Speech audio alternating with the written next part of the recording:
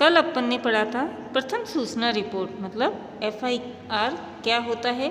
अब हम आगे पढ़ेंगे सरकारी वकील की क्या भूमिका होती है। जब अपराध हो जाता है फिर पुलिस उसे गिरफ्तार कर लेती है, FIR लिखी जाती है, सारा उसके अपराधी के विरुद्ध में सबूत वगैरह सारे इकट्ठे किए जाते हैं।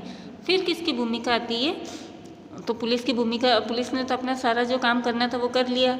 अब उसके बाद में वकील अपनी भूमिका निभाता है।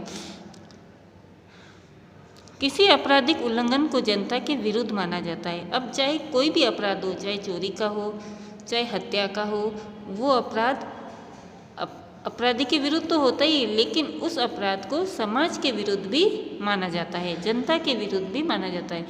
कि मतलब जो व्यक्ति अगर कोई हत्या कर रहा है तो ये हत्या करना कोई अच्छा काम है नहीं है, तो वो हमारे समाज के लिए भी अच्छा नहीं होता है। इसका मतलब यह है कि वह अपराध केवल पीड़ित व्यक्ति को ही नुकसान नहीं पहुंचाता है, बल्कि पूरे समाज के प्रति वो अपराध होता है। ठीक है, अगर कोई व्यक्ति चोरी करता है तो चोरी करना वो व्यक्ति के प्रति अपराध घोषित नहीं होता है, वो पूरे समाज के प्रति ही होता है। जैसा कि आपने पिछले अध्याय में देखा कि दहेज के लिए सुधा की हत्या की घटना पढ़ी थी अपन ने।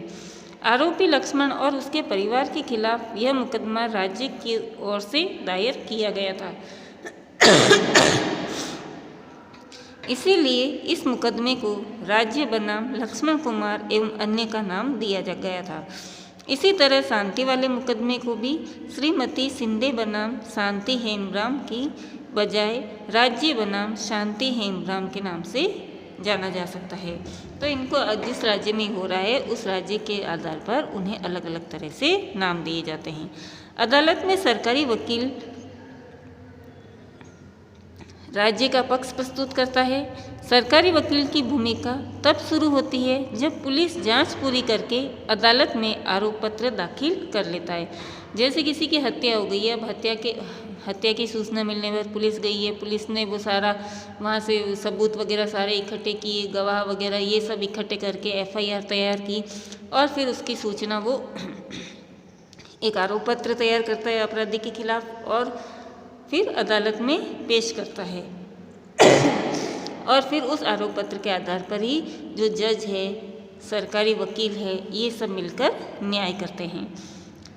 सरकारी वकील की इस जांच में कोई भूमिका नहीं होती है, उसे राज्य की ओर से अभियोजन प्रस्तुत करना होता है।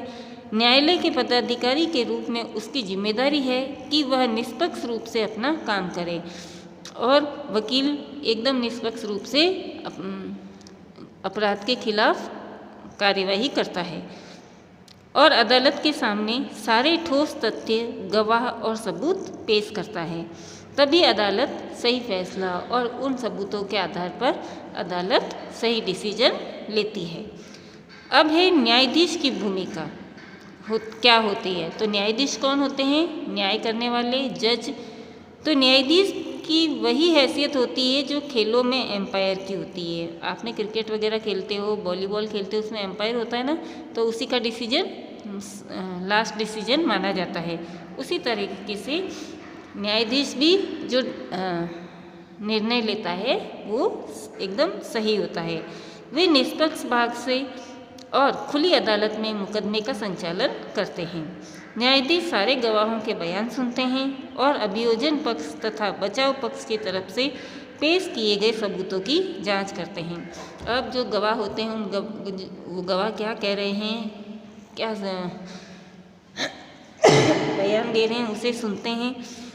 जो भी सबूत वगैरह होते हैं उनकी छानबीन की जाती है और उसके बाद ही न्यायाधीश तय करता है कि क्या आरोपी सचमुच दोषी है या नहीं है। अगर आरोपी दोषी पाया जाता है तो न्यायाधीश उसे सजा सुनाते हैं। वह कानून में दिए गए प्रावधानों के हिसाब से दोषी व्यक्ति को जेल भी भेज सकते हैं या उस पर जुर्माना लगा सकते हैं या एक साथ दोनों तरह की सजा भी दे सकते हैं। तो ये हमने पढ़ा सरकारी वकील की क्या भूमिका होती है और उसके बाद में न्यायाधीश की क्या भूमिका होती है। अब हम कल आगे पढ़ेंगे निष्पक्ष सुनवाई क्या होती है। धन्यवाद।